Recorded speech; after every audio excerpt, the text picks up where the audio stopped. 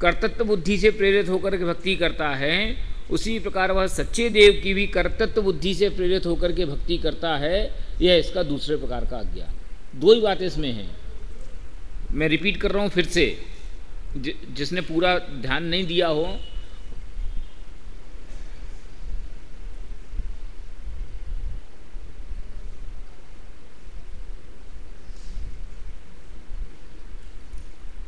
फिर से मैं रिपीट कर रहा हूँ, देव भक्ति के अन्यथा स्वरूप में दो ही बातें मुख्य हैं कि यद्यपि देव तो सच्चे हैं, लेकिन सच्चे देव होने पर भी उनकी भक्ति का अन्यथा रूप क्या है कि उनके जो बहिरंग गुण हैं उनकी प्रतीति तो करता है, लेकिन अंतरंग गुणों की पहचान नहीं करता। तो बहिरंग गुणों की प्रतीति गलत है क्या? ओ भाई क्या लिख रहा है, पहले मेरे को सुन ले, फिर पचा ले, फिर लिखना कि वो उनके बहिरंग गुणों की प्रतीति तो करता है और अंतरंग गुणों की प्रतीति नहीं करता। तो बहिरंग गुणों की उसकी प्रतीति वो सम्यक है क्या अन्यथा? वो झूठ थोड़ी उसकी स्तुति कर रहा है कि इतने देव आते हैं, इतने इंद्र आते हैं, इतने लोग समझ लो आपको गुणगान करते हैं, ये भी उनकी भक्ति है। और भक्ति साहित्य तो इससे भरे पड़े हैं, तो कौन ने मना किया? लेकिन इसमें अंतरंग गुणों को पहचान करके बहिरंग गुणों की भक्ति करे तो एक्सेप्ट के सही है, लेकिन बहिरंग गुणों को पहचानता ही नहीं, अंतरंग गुणों को पहचानता ही नहीं है। अरहंत का अरहंतपना वास्तविक क्या है, देव का देवत्वपना वास्तविक क्या है, वो पहचानता ही नहीं है। और अकेले बाह्य विभूति का आडंबर का समझ लो उससे उनका बड़प्पन मानता है, वो उनकी अन्यथा स्तुति। एक एंगल तो इसमें ये है, समझ में आ गई? पहला एंगल तो क्या है, उनके बहिरंग गुणों की पहचान करता है और अंतरंग वास्तविक गुणों की पहचान नहीं करता, बराबर। दूसरा एंगल इसमें यह है कि वह जिस प्रकार से अन्य देवी देवताओं की कर्तृत्व बुद्धि से प्रेरित होकर के भक्ति करता था, उसी प्रकार अरहंत आदि की भी कर्तृत्व बुद्धि से प्रेरित होकर के भक्ति करता है। यह उसका दूसरे प्रकार का ज्ञान है। दोनों एंगल ख्याल में आ गए कि नहीं? कोई बता सकता है? क्यों, बाकी लोग कक्षा में नहीं है क्या? विशाल, क्यों कक्षा में नहीं हो? मैं हिंदी बोल रहा हूं ना, फिर से बोलता हूं। अब मैं चाहूंगा कि हर व्यक्ति का हाथ उठे, जिनने नहीं सुना है वे फिर से अटेंशन होकर सुन ले। देव भक्ति के अन्यथा स्वरूप में दो बातें मुख्य रूप से कही गई हैं। पहली बात तो ये, अरहंत के जो बहिरंग गुण हैं उनको तो वो जानता है और उनके आधार से वह उनको महान मानता है, लेकिन अरहंत के जो अंतरंग गुण हैं जिसके कारण से उनका अरहंतपना है, उन गुणों को नहीं पहचानता। यह इसकी देव भक्ति का अन्यथापना है। पहली बात। इसमें एक दूसरा क्वेश्चन ये पैदा होता है कि सारे शास्त्रों में, सारे साहित्य में तो बहिरंग गुणों की स्तुति की गई है, फिर आप इसको अन्यथा क्यों कह रहे हो? कि अंतरंग को जानकर बहिरंग की स्तुति करे तो चले, माने निश्चय को जानते हुए व्यवहार साधन की उपासना करे तो चले, लेकिन अंतरंग का परिचय ही ना हो और केवल बहिरंग की बात करे वो नहीं चलेगी। तो यह अरहंतादिक के जो यथार्थ गुण हैं, अंतरंग गुण हैं, आत्मभूत गुण हैं, लक्षण हैं, उन लक्षणों को नहीं पहचानता और निमित्त आदि की अपेक्षा बहिरंग को जो गुण हैं उन गुणों के आधार से उनको देव मान करके उनकी भक्ति करता है। यह इसकी भक्ति का अन्यथापना है। दिस इज फर्स्ट थिंग, दिमाग में रोप लो इस बात को। अब दूसरी बात हो गई। पहली बात क्लोज। मैं पहली बात पे दूसरी बात नहीं चढ़ा रहा हूं, इसलिए पहली बात को आप स्टॉप कर लो। एक डिब्बा बंद। अब दूसरा कि जिस प्रकार से यह अन्य देवी देवताओं को लौकिक प्रयोजन की कामना से पूजता था, उसी प्रकार यह अरहंत की भक्ति भी लौकिक इष्ट अनिष्ट की प्राप्ति अथवा हटाने की भावना से करता है। यह इसका दूसरे प्रकार का अज्ञान है। ठीक है, दो बातें हो गई देव भक्ति के अन्यथा स्वरूप के दो मूल एंगल क्या हैं कि पहला एंगल तो यह कि अंतरंग नहीं पहचानता, बहिरंग को ही पहचानता है, इसलिए गलती है। अंतरंग को पहचान कर बहिरंग को पूजता, कोई ऐतराज नहीं था, लेकिन अंतरंग को जानता ही नहीं है, केवल बहिरंग की उपासना करता है, यह इसका मिथ्यापना है, पहली बात। दूसरी बात ये कि जिस प्रकार अन्य देवी देवताओं को कर्तृत्व बुद्धि से पूजता है, तो अरहंत भगवान को उसी प्रकार कर्तृत्व बुद्धि से स्वीकार करता है, यह इसका दूसरे प्रकार का मिथ्यापना है। ठीक है, कौन नहीं बता सकता?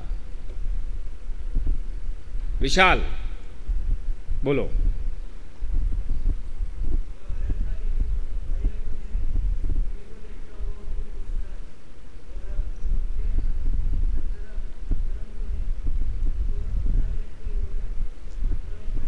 ओके, चलो नेक्स्ट।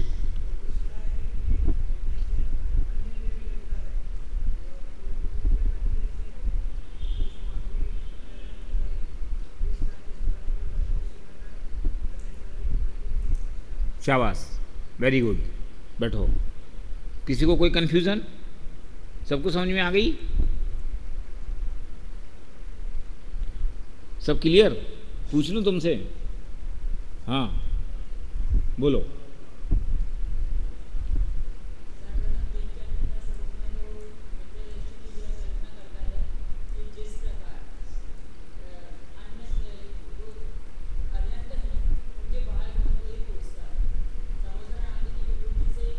पंडित जी प्रवचन मत करो, काम काम की बात बोलो।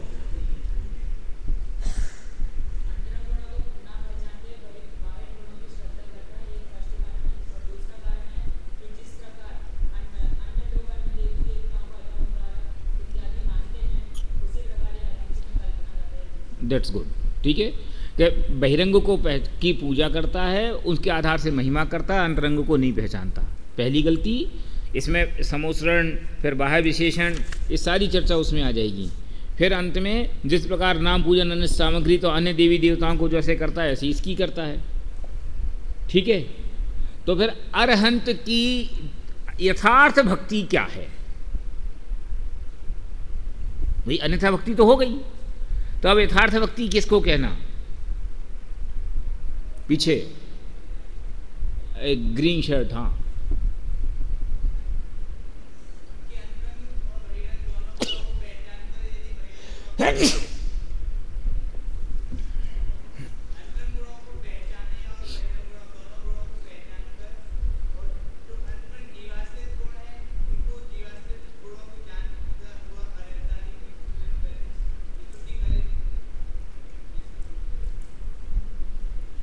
ठीक है, एक एंगल ठीक है। इसके अलावा और कोई? हो गई, ये तो बोलेगा।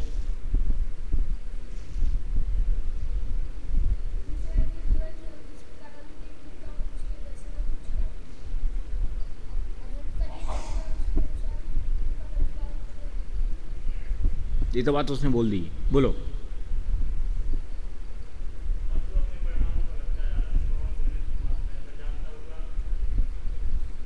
ठीक है, देखो इसमें दो बातें हैं, बैठो। पहली बात तो जो उसने कही दैट इज राइट, कि अरहंत के अंतरंग और बहिरंग गुणों की यथार्थ पहचान करे और अंतरंग और बहिरंग का भजन पहचाने और उसके आधार से उनकी भक्ति करे, उनकी महिमा करे, उसकी सम्यक भक्ति है, एक बात। दूसरी बात ये कि उनकी भक्ति शुद्धोपयोग की प्राप्ति के अर्थ करे। अर्थ करने में फिर वही गड़बड़ होती है। अर्थ कहते ही ऐसा लगता है ना कि शुभोपयोग से शुद्धोपयोग है, ऐसा नहीं। कि जब तक शुद्धोपयोग प्राप्त नहीं हो रहा तब तक क्या करे? तो स्थान के राग के निषेध के लिए अरहंत की भक्ति करे, ये सच्ची भक्ति है। कि जब तक उसको आत्मा में उपयोग लीन नहीं हो रहा तब तक उपयोग को विषय कसाई के परिणाम में न लगा करके अरहंत अंतरंग और बहिरंग गुणों का में उपयोग लगाए। अभी अरहंत तो उपलक्षण है ना। इस शुभोपयोग की सारी क्रियाओं की यही स्थिति है। जैन शासन में शुभोपयोग की जहाँ जहाँ मर्यादा स्वीकार की गई है अथवा जहाँ जहाँ उसका अस्तित्व स्वीकार किया गया है, इसी प्रयोजन के साथ किया गया है। शुभोपयोग करने के लिए शुभोपयोग का उपदेश कहीं नहीं है।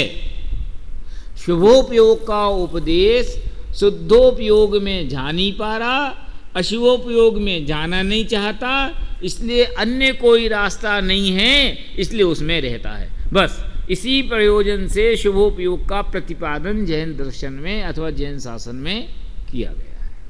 ख्याल में आ गई बात? अब चलो आगे, गुरु भक्ति का अन्यथा रूप। चलो, किसका नंबर था?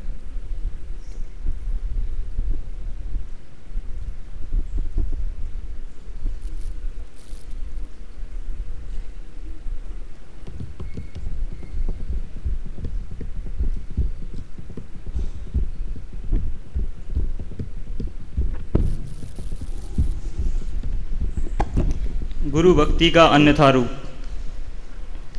अब गुरु भक्ति उसके कैसे होती है सो कहते हैं।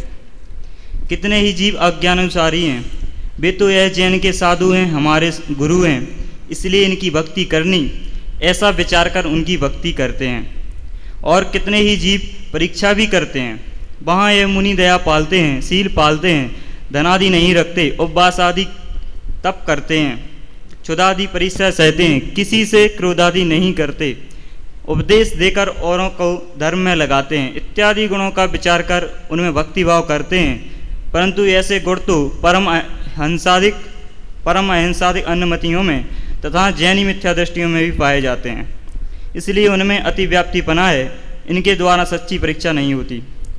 तथा जिन गुणों का विचार करते हैं उनमें कितने ही जीवाश्रित हैं, कितने ही पुद्गलाश्रित हैं, उनके विशेष न जानते हुए असमान जाति मुनि पर्यायों में एकत्व बुद्धि से मिथ्या दृष्टि ही रहते हैं। तथा सम्यक दर्शन ज्ञान चरित्र की एकता रूप मोक्ष मार्ग वही मुनियों का सच्चा लक्षण है, उसे नहीं पहचानते, क्योंकि यह पहचान हो जाए तो मिथ्या दृष्टि रहते नहीं। इस प्रकार यदि मुनियों का सच्चा स्वरूप ही नहीं जानेंगे तो सच्ची भक्ति कैसे होगी। पुण्यबंध के कारणभूत शुभ क्रिया रूप गुणों को पहचान कर उनकी सेवा से अपना भला होना जानकर उनमें अनुरागी होकर भक्ति करते हैं। अब देखो, इसमें बहुत टेक्निकल बात पेंच है, दो पेंच इसमें इम्पोर्टेंट हैं। पहली बात तो ये कि गुरु के स्वरूप को वो पहचानता नहीं है। तो कैसे नहीं पहचानता? कि गुरु का मतलब क्या समझता है? ये नग्न हैं, दिगंबर हैं, वनवासी हैं, क्षुधा तृषा की पीड़ा का निरंतर वेदन कर रहे हैं, सहन कर रहे हैं, 28 मूल गुण का पालन कर रहे हैं, कितनी मेहनत कर रहे हैं। इसको अगर मैं अपनी भाषा में कहूँ तो इतना कर रहे हैं और क्या करें, मर जाएं। समझिए ना, बहुसंख्यक लोग उनकी जो भक्ति करते हैं उस भक्ति में उनके बाह्य तप की ही प्रशंसा है, उसका ही बहुमान है कि देखो तो एक टाइम खाते हैं और उपसर्ग हो जाए, अंतराय हो जाए तो परिणाम में व्याकुलता नहीं करते। कितनी ठंडी है, तुम निकल के तो दिखाओ रजाई में से, और वे अपनी चर्या के लिए चलते हैं। इतनी ठंडी में भी 5 बजे सवेर उठ के बिहार कर जाते हैं। ऐसी गर्मी में नंगे पैर कोई चल के तो दिखाए। ना सर्दी की चिंता, ना गर्मी की चिंता है, ना भोजन की चिंता, और देखो अपनी साधना में मगन है। ऐसा मान करके बहुभाग लोग उनकी भक्ति करते हैं। अब इसमें बैठ भाई थोड़ा, अब इसमें पूछना मेरा ये है कि इसमें गलती क्या है? क्यों? क्योंकि इसके अलावा भी क्या दिखता क्या हो उनका सम्यक दर्शन किसी को दिखता है? मैं इसमें जो लिखा उसके थोड़े से अलग हटके एक कुछ विचार कर रहा हूँ, इसलिए आपसे शेयर कर रहा हूँ। उनका सम्यक ज्ञान किसी को दिखाई देता है, किसी को सम्यक दर्शन है, ये अपन जज कर सकते हैं, कोई दूसरा आदमी जज कर सकता है। हमारे पास उनके सम्यक दर्शन को, सम्यक ज्ञान को और सम्यक चारित्र को जानने का हथियार क्या है? हथियार की बजाय ये कहो कि उपाय क्या है? उनको अनंतानुबंधी गई कि नहीं गई, ये हमें ख्याल में आती है अथवा ख्याल में आ सकती है? संजलन है और बाकी 3 कसाएं नहीं हैं, ये कैसे जाना जाए? सोचना। तो आखिरकार हमारे पास 28 मूल गुण का नृत्याचार पालन वह गुरु का सच्चा लक्षण, और उसमें दोष लगाना यह गुरु का मिथ्या लक्षण। इसके अलावा क्या तरीका है जिससे हम उनके साथ कोई चीज़ जान सके कि हमारे गुरु हैं कि नहीं, एक बात। दूसरी बात, विनय आदि का जो व्यवहार है वो भी 28 मूल गुण की क्रिया चर्या को देख के ही तो हम नक्की करेंगे कि शिथिलाचारी हैं कि सच्चे हैं। अगर उनकी 28 क्रियाएं, 28 मूल गुण की क्रियाएं निर्दोष हैं तो भाई उसमें ही दोष है, तो वो बात ही खत्म हो गई। लेकिन 28 मूल गुणों का नृत्याचार निर्दोष पालन कर रहे हैं तो अपने पास क्या रास्ता है जिससे हमें पहचान करें कि सच्चे हैं कि झूठे हैं। यही प्रश्न अन्यत्र उठाया गया। टोडरमल जी ने वहाँ जवाब दिया कि चूंकि नमस्कार करना चरणानुयोग का विषय है, इसलिए उनका मुनित्व भी चरणानुयोग के आधार से नक्की करना कि अगर 28 मूल गुण का निर्दोष पालन है तो वे प्रणम्य हैं। ठीक है, यहां प्रकरण ये नहीं है। मैं क्या कह रहा हूं कि यहां प्रकरण ये नहीं है। यहां देव भक्ति का अन्यथा स्वरूप में प्रकरण ये है कि सच्चे गुरु किसे कहना, गुरु के स्वरूप के निर्णय का प्रसंग है ये। तो हमें गुरुपना मतलब गुरुपना काय में है कि गुरुपना वो 28 मूल के नृत्याचार पालन में है, शीत और उष्ण की बाधा सहने में है, क्या बोलते हैं नग्न आदि जो परिचय हैं उन परिचय को सहने में है, कि असली जो मुनिपना है, असली जो गुरुपना है, वो असली गुरुपना, वास्तविक गुरुपना तो 3 कषाय चौकड़ी के अभाव से जो अंतरंग में कषाय की शुद्धते, क्या बोलते हैं चारित्र की शुद्धि हुई है, वो शुद्धि वास्तव में गुरुपना है। और उसके साथ जो बाहर में प्रकट होने वाले ये 28 मूल गुण के निर्दोष पालन रूप जो बाह्य संयम है वो भी गुरुपना है। उपचार से, उपचार किसका कि निश्चय हो तो उसका उपचार है, और निश्चय ही ना हो तो उपचार का है बात का।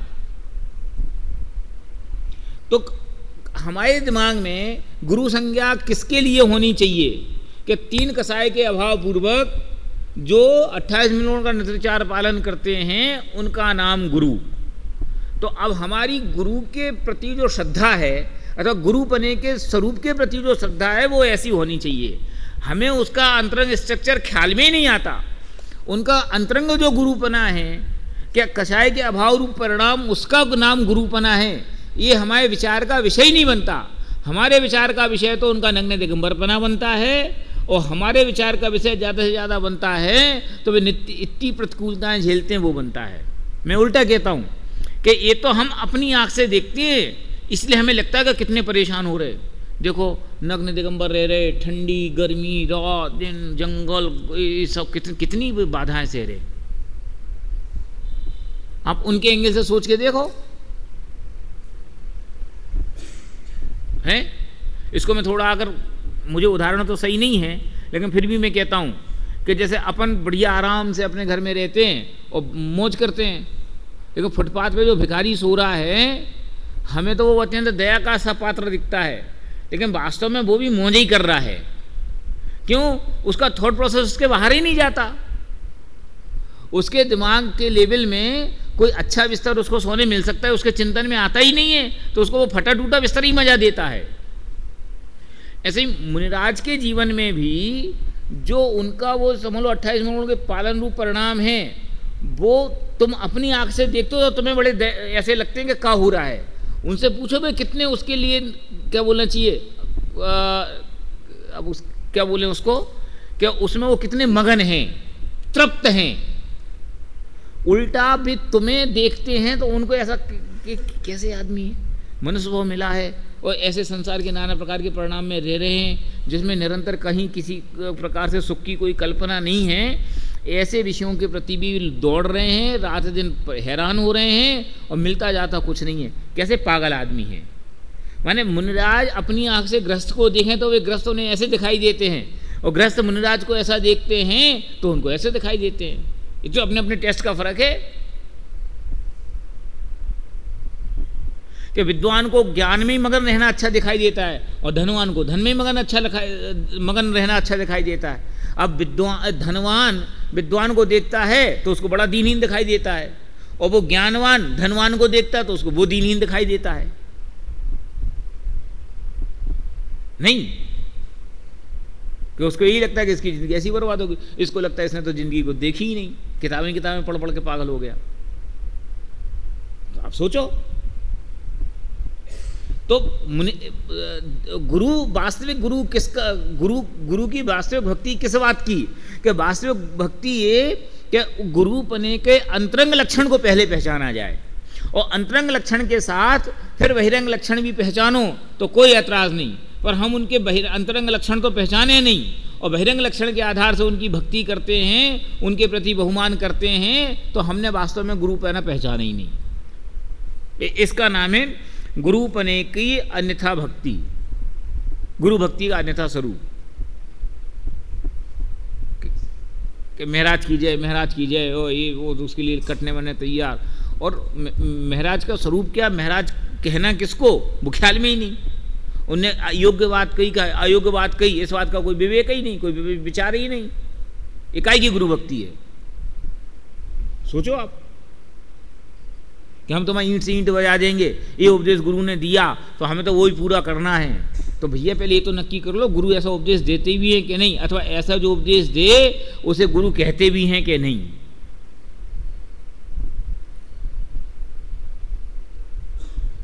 तो गुरु भक्ति का अन्यथा स्वरूप माने क्या, कि अभी तो इन परिणामों की बात हो रही, मैं तो और आगे इसके कहूं कि अभी तो घोर शिथिलाचार को सामने देख करके भी उसमें लोटपोट हुए जा रहे हैं। ये वास्तव में भक्ति की कोई विषय नहीं है। इसको कहते हैं ना अहो रूपम अहो ध्वनि, है ना, उष्ट्राणाम विवाहेषु सुना होगा ना, और परस्परम अहो रूपम अहो ध्वनि, नहीं समझ में आई। उष्ट्राणाम विवाहेषु गीतम गायंती गर्धवा, के ऊँटों की शादी में गधे गीत गा रहे, और परस्परम प्रशंसन्ति अहो रूपम अहो ध्वनि, कि गधा ऊँट के लिए क्या कितना खूबसूरत आदमी, और ऊँट गधे को कह रहा कितना बढ़िया गा रहा। क्या है ये आज के संदर्भ में जो हिसाब किताब है ना, मैं इसकी व्याख्या कर रहा हूँ कि क्या है हालचाल, कि वास्तव में किसी के हृदय में भक्ति है या नहीं है ये कोसों दूर बात है। जो गुरु भक्ति का बहुत दम भरते हैं वे भी 100% पक्का गहराई के साथ अनुभव करते हैं कि हमें चित्त में कोई गुरु भक्ति नहीं है, अथवा इस बात को एक्सेप्ट करते हैं। क्यों, हमसे ज़्यादा कमियां तो बेजानते हैं, फिर भी उनको बर्दाश्त करते हैं। क्यों, क्योंकि एक दूसरे कहते हैं तो हमारी कहो हम तुम्हारी कहें। श्रावक श्रोमणी ये मुनि शिरोमणि हैं, मुनि पुंगा आचार्य क्या बोलते हैं, आचार्य श्रेष्ठ क्या बोलना चाहिए। वास्तव में जो लोग मुनिराज की चातुर्मास की व्यवस्था से बहुत गहराई से जुड़े होते हैं ना, एक भी आदमी के हृदय में उनके प्रति भक्ति होती नहीं, हो सकती नहीं। क्यों, क्योंकि उन्हें बेरात दिन उनकी उस आडंबर को और उनके उस समूल क्या बोलना चाहिए नाजायज विचारों को सुनते हैं और करते हैं, अथवा करना पड़ता है। पर क्यों, कि भैया ठीक है कैसे ही सही, पब्लिक आती है तो पैसा दे के जाती है, ये थोड़ा सा इशारा कर देते हैं तो ये हमारा अधूरा काम पूरा हो जाता है, तो उनको ये प्रयोजन है, उनको ये प्रयोजन है, ऐसे ही चलता है हिसाब किताब। तो यहाँ तो गुरु भक्ति का दूर दूर तक कोई हिसाब किताब नहीं है। लेकिन मैं तो कह रहा हूँ कि जो सच्चे मुनि हैं, सच्चे गुरु हैं, तो उन सच्चे गुरु में भी अगर तुमने उनके वास्तविक जो अंतरंग लक्षण हैं, जो देव भक्ति के संदर्भ में बात कही गई कि उनके जो अंतरंग गुण के आधार से उनके चित्त में जो कषाय के अभाव रूप जो शुद्धता वर्तमान है, उस शुद्धता को तो न पहचाने अथवा उस शुद्धता का तो विचार नहीं करे और केवल शुभोपयोग की क्रियाओं के आधार से उनमें भक्तिपना दिखाता है, यह गुरु भक्ति का अन्यथा स्वरूप है। ठीक है, अब चलो आगे देखो, अंतिम लाइन पढ़ो आप। पुण्यबंध के कारणभूत शुभ क्रिया रूप गुणों को पहचान कर उनकी सेवा से अपना भला होना जानकर अनुरागी होकर भक्ति करते हैं, यह गुरु भक्ति का अन्यथा स्वरूप है। कि उनके जो शुभोपयोग का जो परिणाम है, तो शुभोपयोग की जो क्रियाएं हैं उनमें वो समझ लो उससे उनका बहुमान करता है और उसमें ही अपने आप को लीन करता है। उसको भी उनके अंतरंग गुणों की पहचान नहीं, क्यों अंतरंग गुणों की पहचान हो तो फिर उसमें भक्ति भी होए ना, तो वो सच्ची भक्ति कहलाए। अंतरंग गुणों की तो उसको खबर ही नहीं है, तो काई की भक्ति उसकी सच्ची। चलो शास्त्र भक्ति पढ़ो, तुम ही पढ़ो।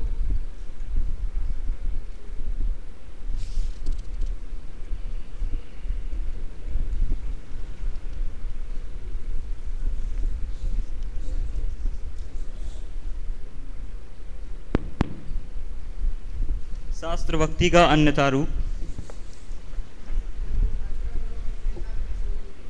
है आगम के आश्रय से।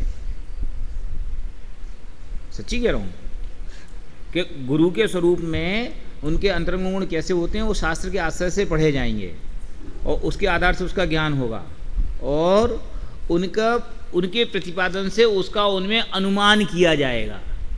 वे तो कभी कोई देख ही नहीं सकता। जो बात मैंने सबसे पहले आपसे कही थी कि किसी के सम्यक दर्शन, सम्यक ज्ञान, सम्यक चारित्र को आप कैसे देख सकते हो कि वो उनका सम्यक दर्शन, सम्यक ज्ञान, सम्यक चारित्रपना उनके विचारों, उनके वक्तव्य से अथवा उनकी क्रियाओं से ही अनुमान किया जाता है।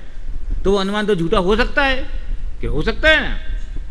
तो सवाल उसका थोड़ी है, सवाल तो यह है कि आपके चित्त में गुरु का स्वरूप स्पष्ट है कि नहीं। एक गुरु भक्ति का अर्थ ये नहीं है कि तुमने उनको झूठा मान करके, सच्चा मान करके पूज लिया कि नहीं पूज लिया।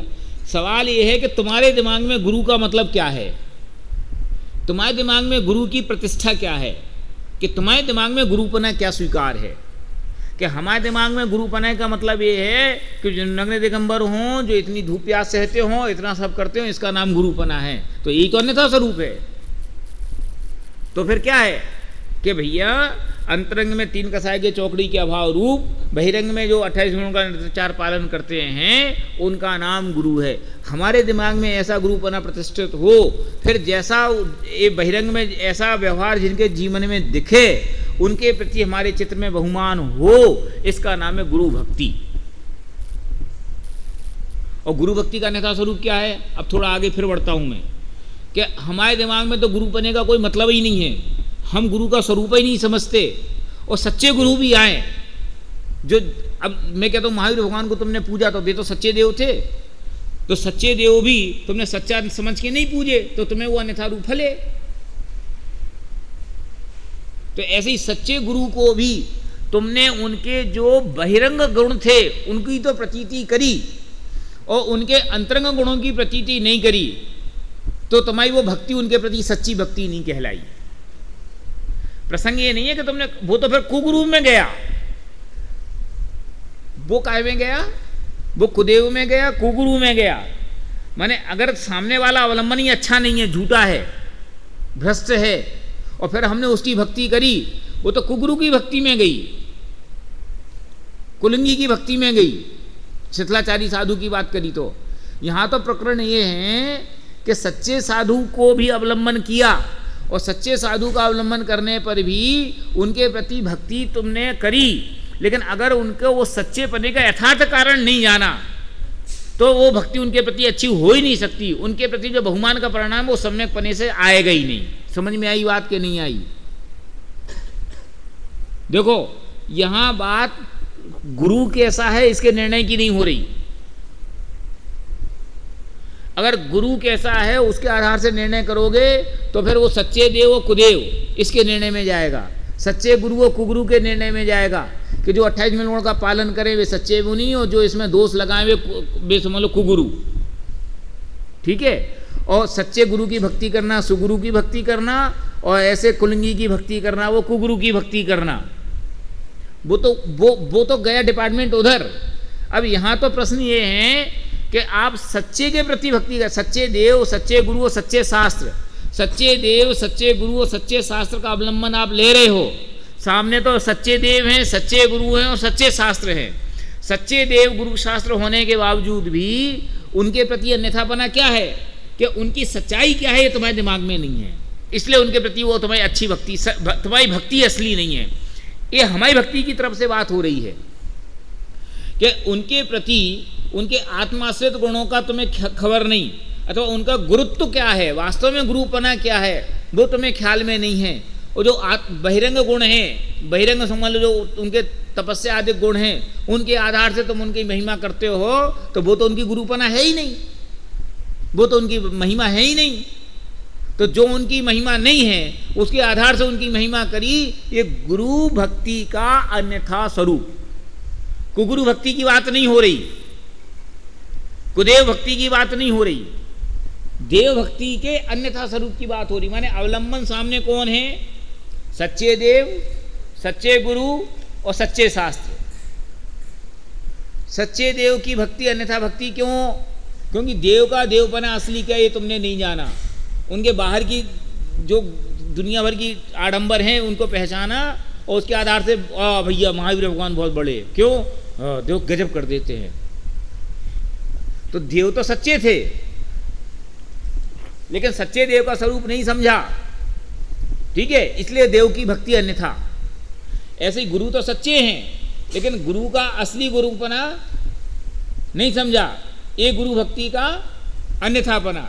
ऐसे ही शास्त्र में कि शास्त्र तो सच्चे हैं, लेकिन सच्चे शास्त्र होने पर भी उनकी वीतरागता को नहीं समझा, तो वे शास्त्र भक्ति का अन्यथापना।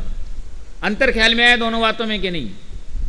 हम इस बात को समझने में क्या कर रहे हैं गड़बड़ कि हम सामने ये देख रहे हैं कि वे शीतलाचारी साधु हैं, ऐसा नहीं।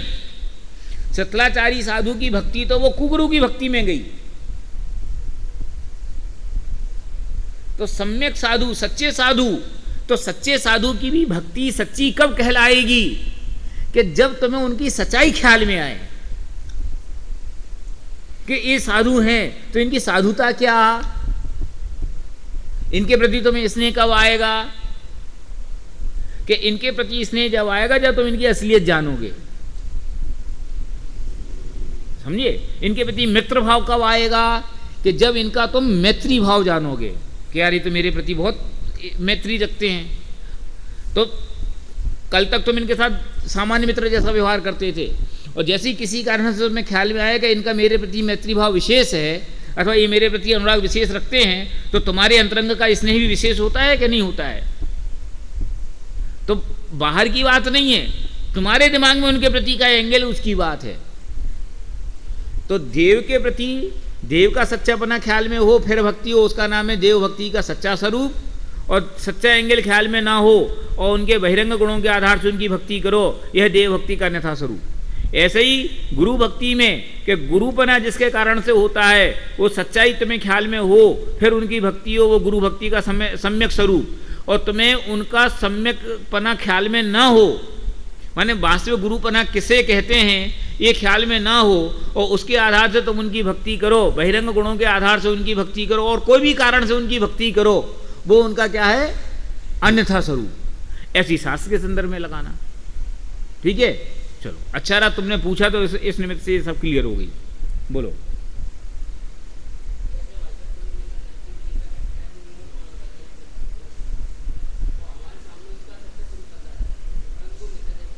तुम्हें कैसे मान लो कि मिथ्या दृष्टि है? यही तो हम कह रहे। तो यही तो मैं कह रहा हूं कि उसका प्रतिपादन बिल्कुल निर्दोष आगम के अनुसार।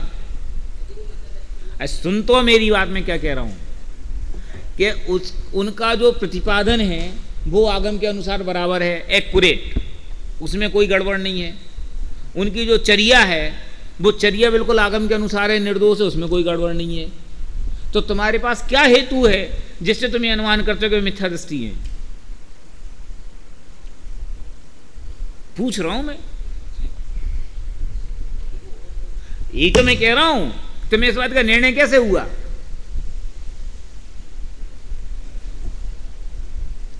भाई किसी के सम्यक्त मिथ्यात्व का स्थूल निर्णय करने के लिए दो ही हथियार हैं कि या तो उनका प्रतिपादन आगम के अनुसार नहीं, उसके विरुद्ध हो, तो हम आंख बंद करके कह सकते हैं कि इनके सम्यक्त में दोष है अथवा ये सम्यक दृष्टि नहीं है, या उनकी चर्या आगम के विपरीत हो तो हम कह सकते हैं।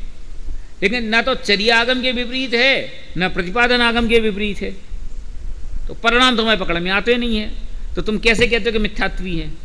मैं जो तुम कह रहे हो ना प्रश्न, वो मैं समझ गया हूं, मैं उसी प्रश्न के विरुद्ध में उत्तर दे रहा हूं। तुम ये मेरे से कह रहे हो कि ऐसे द्रव्यलिंगी साधु को हम नमस्कार करें कि नहीं करें।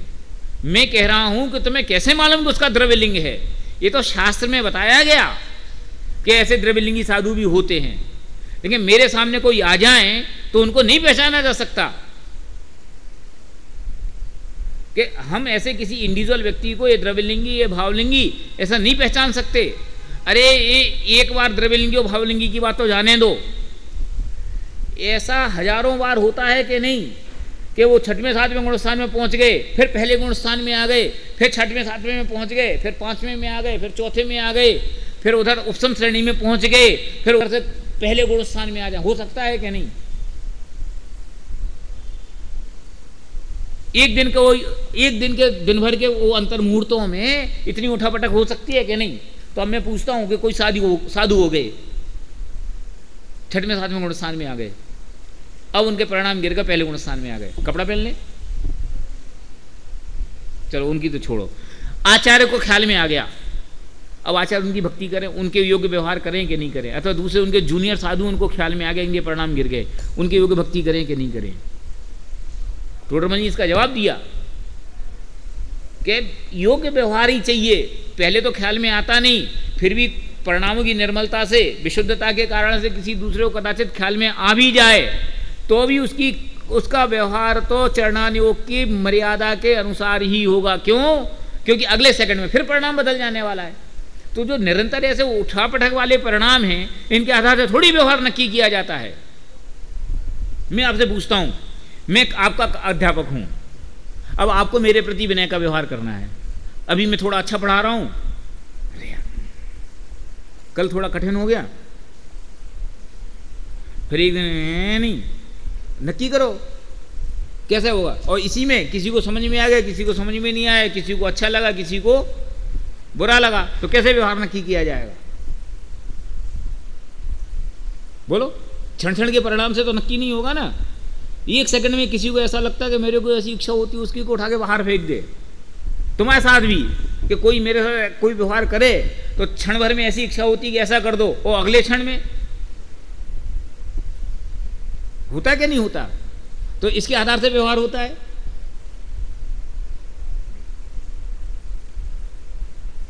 इसलिए ये प्रश्न बहुत झूठा है वास्तव में, मैं सच्ची कहता हूं।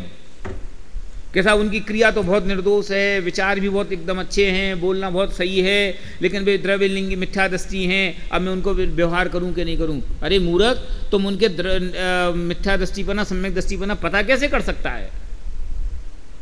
तेरे पास क्या हथियार है इसके अलावा कि तुम ये जान सको कि वे सम्यक दृष्टि हैं कि मिथ्या दृष्टि हैं? उनको कषाय की क्या बोलना चाहिए, 3 कषाय का अभाव है कि 2 कषाय का अभाव है कि नहीं है? या तो वे खुद जाने कि केवली जाने, कदाचित खुद ना जाने और केवली जाने।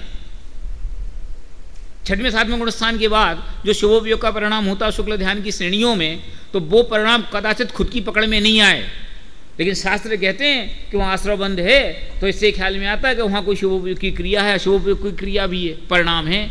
अब कैसे है राम जाने, पकड़ में आ तो बताए सके, पकड़ में तो आता नहीं। बोलो, अरे बहुत स्थूल कथन है भैया, बहुत स्थूल बात है। इसलिए इसके आधार से कोई निर्णय होता नहीं, इसके आधार से कोई व्यवहार की व्यवस्था बनती नहीं।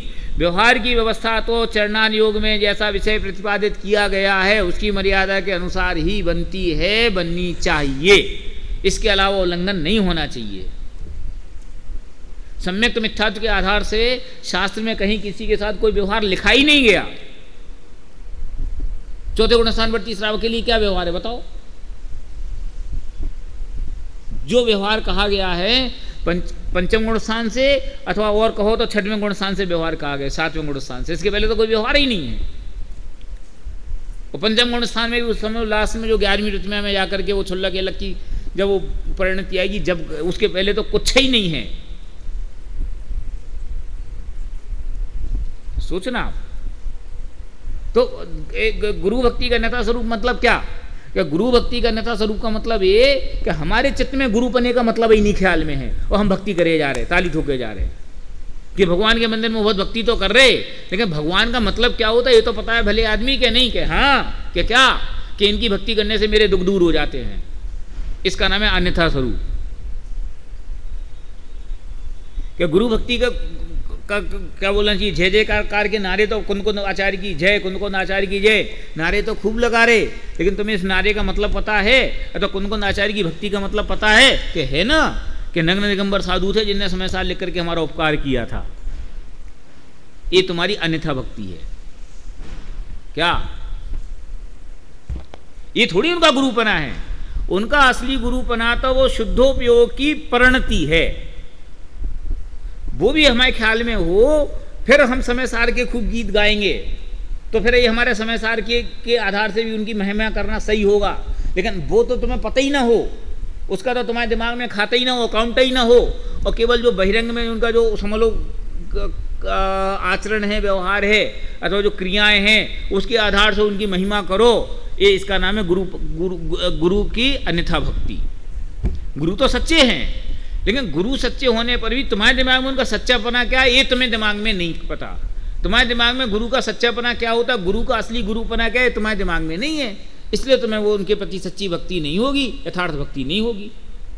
दो बातें अलग अलग हो गई ना, एक गुरु का अन्यथापना और एक कुगुरुपना।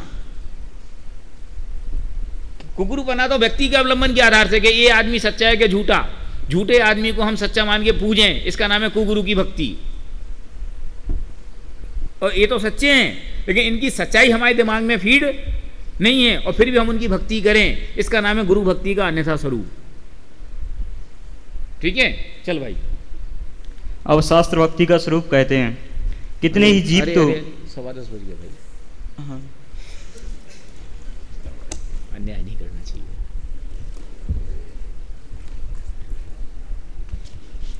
इस शास्त्र भक्ति में भी यही एंगल है। अगर आप पढ़ लोगे तो कल ज़्यादा बोलने की काम भी नहीं पड़ेगा। ये तो 2 प्रश्न होगा, इसलिए इतनी बात हो गई।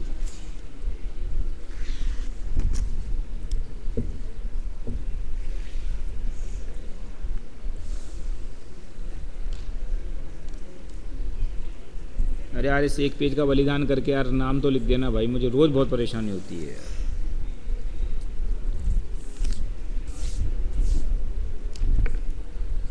Roll number 1, 2, 3, 4, 5, 6, 7, 8, 9, 10, 11, 12, 13, 14, 15, 16, 17। ऋषभ कल भी नहीं था, आज भी नहीं है। 17, 18, संचित 19, संदेश 20, 21, 22, 23, 24, स्वप्निल 25, उमेश बंड। आज एक गए हैं कई लोग, कल भी नहीं था, तो नाम काट दूं? सत्ता से काट लें, अपने यहाँ रेगुलर नहीं है ना, तो काट दें।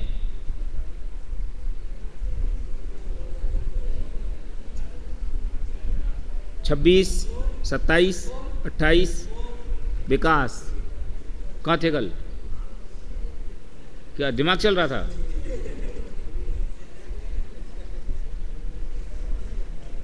उनतीस, 30 विनीत कहाँ थे? क्या हो गया था बीमार में?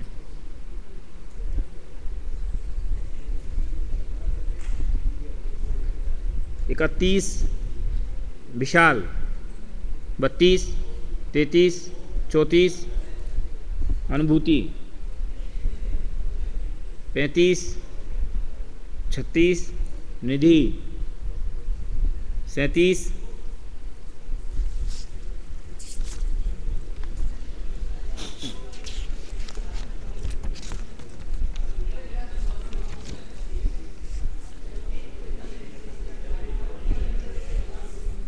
रोल नंबर 1, 2, 3, 4, 5, 6, 7, 8, 9, 10, 11, 12, 13, 14, 15, 16,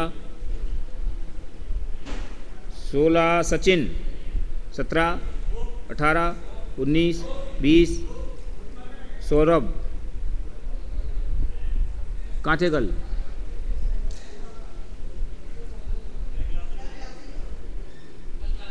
अरे कल माने नेक्स्ट, इसके पहले वाली क्लास। 21, 22, 23, शुभम 24, 25, 26, 27, 28, 29, योगेश 30, 23,